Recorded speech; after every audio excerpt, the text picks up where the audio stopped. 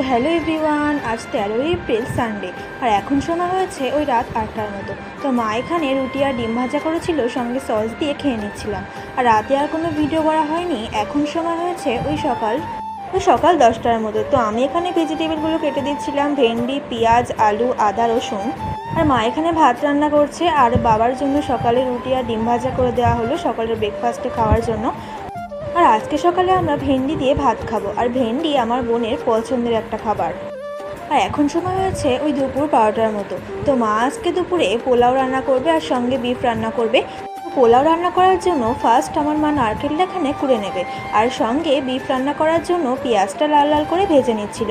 আর এখানে বিফটা সুন্দর করে ক্লিন করে নিয়েছে, এখন গরম জল দিয়ে ধুয়ে নেবে। আর এরই মধ্যে নারকেলটা কোড়া হয়ে গেছে। এখন লবঙ্গ আর এলাচ দিয়ে মিল্কটা ফুটে উঠলে এর মধ্যে চাল দিয়ে দেওয়া হবে। আর আমার মা এখানে শিলে আদা রসুন বাটছে। তো বন্ধুরা, যদি আমার ভিডিওটি ভালো লেগে থাকে অবশ্যই আমার চ্যানেলটি সাবস্ক্রাইব করে দেবেন আর একটা লাইক দিয়ে দেবেন। আর এখন সময় হয়েছে ওই দুপুর 1টার মতো। তো আজকে দুপুরে খুব গরম হচ্ছিল, ওই জন্য এখানে লেবু জল খাওয়া হচ্ছে সবাই মিলে। তো লেবু জল খেতে খেতে আপনাদের একটা কমেন্ট করা যাক।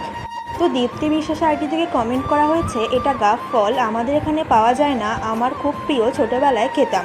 তো থ্যাংক ইউ দিদিভাই। আর তুমি কোথা থেকে আমার ভিডিওটি দেখছো অবশ্যই কমেন্ট করে জানাও। আর দেন এখন সময় হয়েছে ওই দুপুর 2:30টার মতো। তো আমরা লাঞ্চ শেষ করে রেস্ট নিয়েছিলাম কিছুক্ষণ। আর এখন সময় হয়েছে বিকাল 4টা।